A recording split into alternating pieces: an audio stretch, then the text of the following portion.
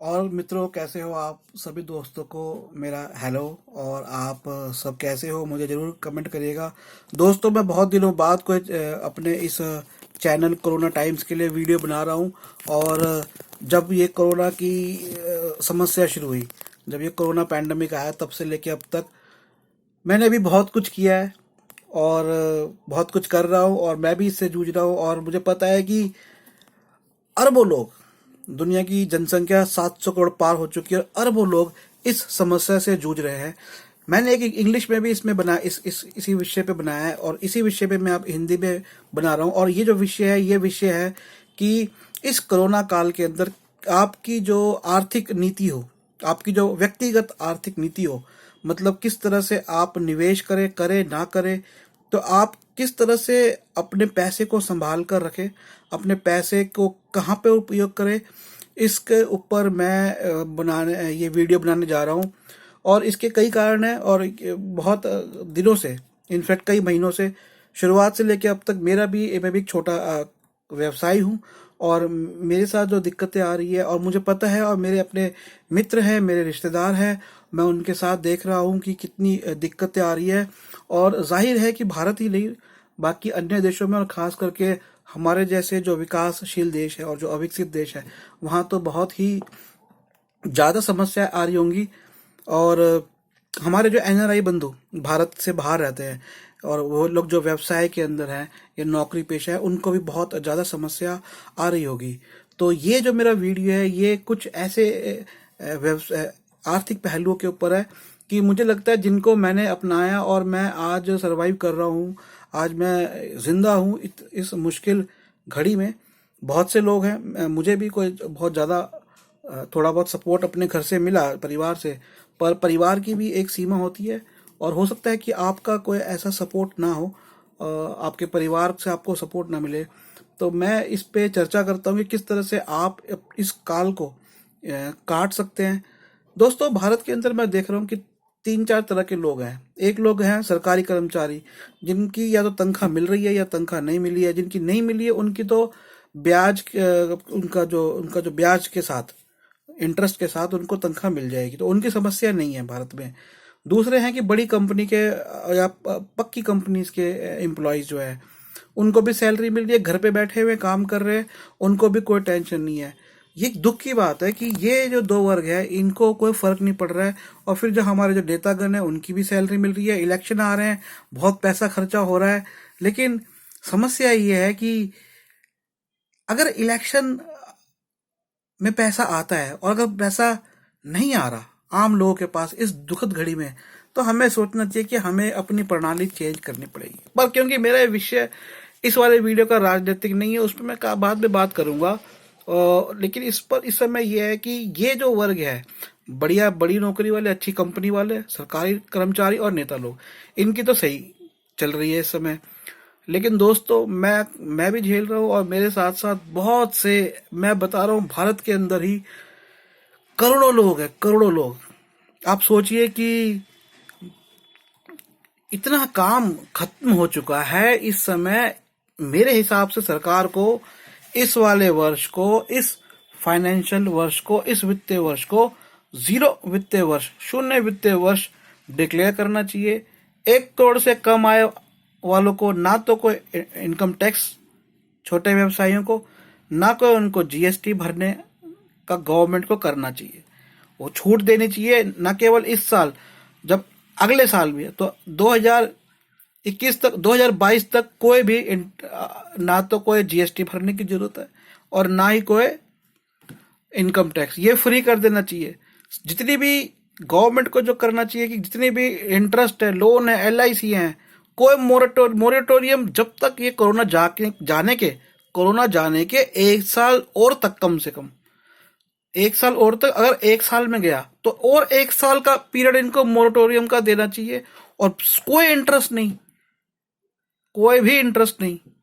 आप ये देखो, एक आदमी का काम नहीं चल रहा, तो वो बेचारा जो कई सालों से जो अपना इंटरेस्ट, अपना जो कोई एलआईसी भर रहा था, कोई अपना लोन भर रहा था, उस बेचारे का कई सालों से अगर काम नहीं चला, उसका अगर काम नहीं चलता, जो ऑलरेडी कई सालों से कर रहा था, तो क्या आप उसके ऊपर इंटरेस्ट लेके आप सिर्फ उनको चलाओगे जो कुछ नहीं कर रहे, जिनका काम बैठ के इंटरेस्ट खाना है?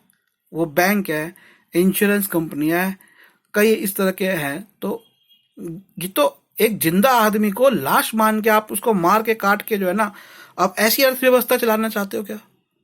तो ये बात सरकार को सोचनी पड़ेगी। लेकिन दोस्तों, मैं इस विषय पे भी बात नहीं करना चाहता। जो मेन विषय था मेरा, मैं उस पर आता हूं, और वो है कि इस दुखद घड़ी में हम जैसे गरीब आदमी कैसे, हम जैसे मध्यम वर्गीय कैसे, हमने मार्च से लेकर अब नवंबर आ गया, मार्च आज 9 नवंबर है, तो मार्च से अप्रैल हमने काटा।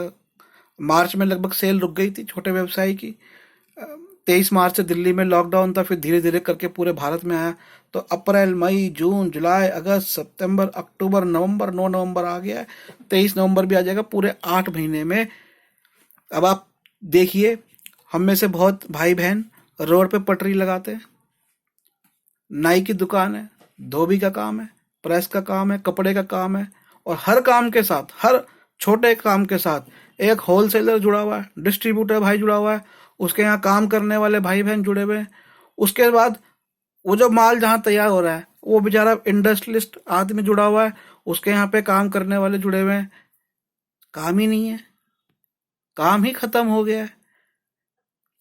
2-3% एम्प्लॉय सरकारी होते हैं, बड़ी कंपनी वाले टोटल 7-8% जो है ऐसे लोग होंगे देश के अंदर जिनकी अच्छी नौकरियां होंगी, या फिर बड़े सरकारी कर्मचारी, इनमें नेता भी मिला दो तो 97% जो है, 93% लोग तो अनएम्प्लॉयड हुए पड़े ऑलमोस्ट इस समय। हमारे देश के अंदर करोड़ों लोग जो है इस समय किस तरह से अपना गुजारा कर रहे हैं। सरकार ने क्या दिया? गेहूं दिया है, वो आधा कई बार सड़ा हुआ मिलता है, और 1 किलो चना दे दिया है। क्या खाली चना और गेहूं? गैस कहाँ से आएगी? तेल कहाँ से आएगा? बिजली के बिल कहाँ से आएंगे? आज बिजली का एक बल्ब खराब, गवर्नमेंट ने एलईडी बल्ब कर रखा है, एक बल्ब खराब हो 150 रुपए का बल्ब लेने जाना पड़ता है।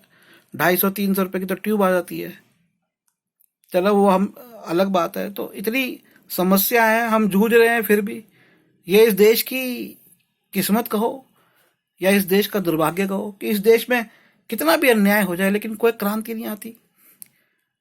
और हम तो बस क्या कर सकते हैं, अब तो ये कर सकते हैं कि अपने लोगों को सलाह दे सकते हैं कि भैया बुरा समय है, इसको ऐसे काट लो। तो मैंने भी दोस्तों ये वीडियो बनाया है कि देखिए अब ये समय तो कैसा चल रहा है, सब जो है इस समय को देख रहे हैं, और सरकारों को भी देख रहे हैं, और बड़े बड़े वादों को भी देख लिया। तो अब तो यही है कि हम आपस में सलाह करके अपना ये समय किसी तरह से काट ले।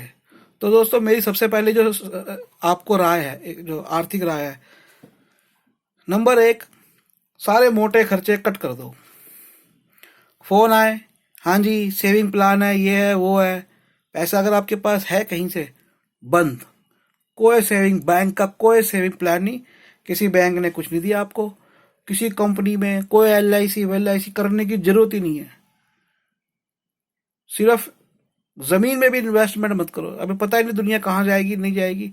कोई जमीन में इन्वेस्टमेंट करने की जरूरत नहीं है, कोई म्यूचुअल फंड में इन्वेस्टमेंट करने की जरूरत नहीं है। सोना खरीद लो, चांदी खरीद लो, हीरो में भी इन्वेस्टमेंट मत करो। दिल्ली के आप लोग हैं, हम लोग कंसल्टेंसी देते हैं, पुराना नया सोना चांदी खरीदना बेचना मुझे फोन करना, वो एक अलग बात है। लेकिन बात आप समझ रहे हैं कि ये फाइनेंशियल मार्केट, वो लोगों को पैसा मत दो, वो लोग कुछ काम नहीं कर रहे। कोई बैंक वाला, कोई LIC, कोई ये म्यूचुअल फंड, ये वो, इनमें किसी में चिट फंड, और बड़ी कंपनियां जो आजकल मैंने देखा है, वो बीच में उनके फ्रॉड भी आए थे, और वो जाके जो पनवाड़ी के पास, सब्जी वाले के पास रोज वो जो 50-50 रुपया करके, इंडिया की बड़ी कंपनी, आप समझ रहे हैं, वो 50 रुपया क्या, 5 रुपया भी मत दो उसको, वो आपका पैसा अपने पास रखो। 8 महीने में मेरे को तो ये समझ में आया, भैया पैसा है तो सब कुछ है। और अब क्योंकि सारी एक जो इकोनॉमिक सिस्टम है वो पूरा गड़बड़ा चुका है दोस्तों, बहुत बुरी तरह से गड़बड़ा है, बहुत बुरी तरह से। मैं आपको बताता हूँ, जिस दिन नोटबंदी हुई थी, मैं सरकार के खिलाफ नहीं बोल रहा, पर मैं आपको बता रहा हूँ, जिस दिन नोटबंदी की डिक्लेरेशन थी, मैंने उसी दिन फेसबुक पे लिखा था, और मेरे को लोगों ने कहा था आप ऐसा क्यों लिख रहे हो। मैंने कहा था ये एक बहुत बुरा हो जाएगा इससे, मैंने लिखा था कि इससे इतनी तगड़ी अनएम्प्लॉयमेंट फैलेगी, क्योंकि मैं कई सालों से आर्थिक जो शिक्षा है वो ले रहा हूँ। मैं भारत के नहीं, दुनिया के कई आर्थिक अर्थशास्त्री जो है उनके विचारों को पढ़ता हूँ, सुनता हूँ और देखता हूँ दुनिया को। तो उस आधार पे मैंने अपनी अपनी शिक्षा के आधार पे बोला था। तो वही मैं आपको कह रहा हूँ कि नंबर एक, इस तरह की जो फंड है, शेयर बाजार बिल्कुल भी नहीं, कोई इन्वेस्टमेंट नहीं। फोन आता है ट्रेडिंग कर लो, ट्रेडिंग कर लो। क्या ट्रेडिंग करेंगे जब काम ही नहीं, तो ट्रेडिंग किस बात की? प्रोडक्ट्स की ट्रेडिंग नहीं हो रही, आदमी जा नहीं पा रहा। अब 50 साल का ऊपर का आदमी बाहर निकल रहा है। इतने लोग इस साल, इतने लोग आसपास के आजू बाजू के फेसबुक पे आपने देखे होंगे मरते हुए, किसी साल में देखे। और लोग कहते हैं अरे इतने तो किसी से भी मरते हैं, इतने तो एक्सीडेंटों में मर जाते हैं। अरे इतने डॉक्टर कभी मरते हुए देखे हैं क्या? एक फालतू की बकवास है कि एक इतने लाख रुपया डॉक्टरों को मिल रहा है डिक्लेयर करने का। अरे इतना लाख, अरे भैया 1,000 आदमी अगर मर गया 10 दिनों में, तो 1,000 लाख या 1,000 लाख रुपया किसी गवर्नमेंट के पास है? ये तो 20 लाख करोड़ की बात हो गई थी, तो 1,000 लाख, 1 लाख से ऊपर इंसान दिल्ली में मर गया, इंडिया के अंदर मर गया है।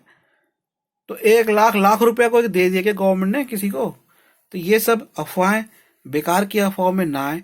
बीमारी बहुत खतरनाक है, ये सही है। अभी मेरे रिलेटिव 10 दिन रहकर आए हॉस्पिटल में। उनके पीछे 26 साल का आदमी, लड़का, 26 साल का लड़का वेंटिलेटर के ऊपर था।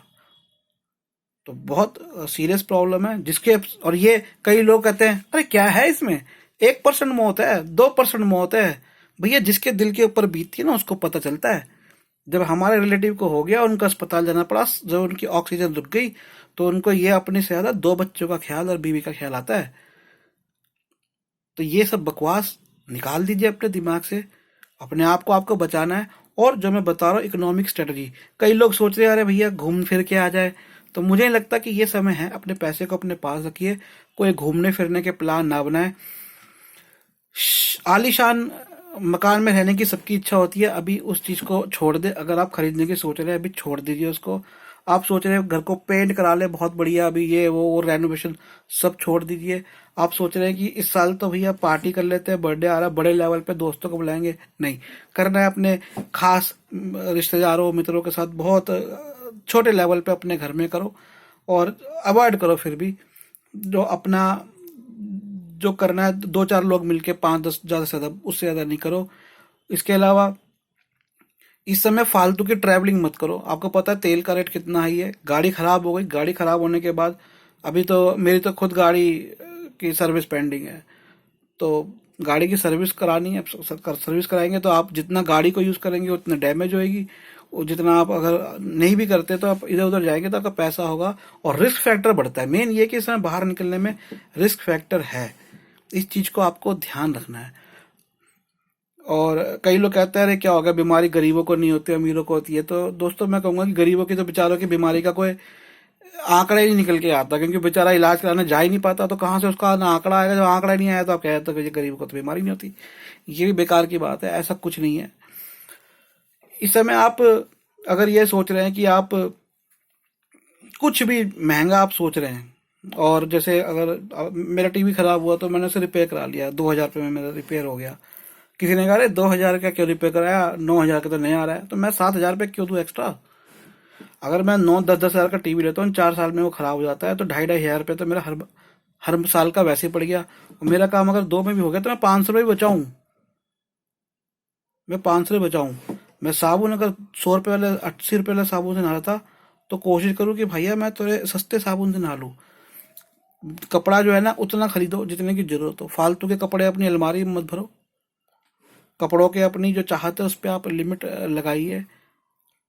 एक बात मैं आपसे कहूंगा कि बहुत से लोग कहते हैं कि बहुत एक्सरसाइज वगैरह करिए। मैं कहूंगा कि इतना एक्सरसाइज नहीं करिए अभी, क्योंकि अगर आपका शरीर में प्रॉब्लम आ गई फिर आपको हॉस्पिटल भागना पड़ेगा। उसमें आपको कोरोना का खतरा एक, दूसरा पैसा, फाइनेंशियली आप गए और आपका पूरा परिवार आपके अस्पताल जाएगा।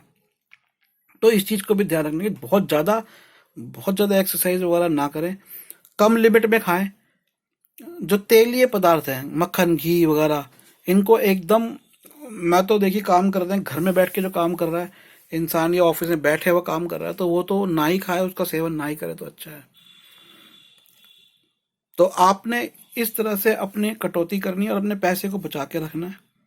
मैं इस तरह की स्ट्रेटजी, इस तरह की बातें आप तक और लेके आऊँगा। आई होप कि आपको मेरा ये वीडियो अच्छा लगा होगा और मेरी बातें कुछ समझ में आई होंगी कि ये जो समय है ये पैसा बचाने का है।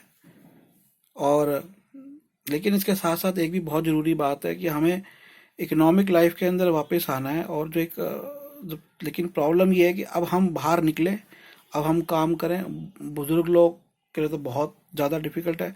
किसी बुजुर्ग को प्रॉब्लम होती है तो उसे जवानों को भी हो सकती है प्रॉब्लम, उसके घर में बच्चों को भी हो सकती है। ये भी एक बहुत बड़ी प्रॉब्लम है। जवान को हो गई तो घर में बुजुर्ग को हो जाएगी, ये बहुत बड़ी प्रॉब्लम है।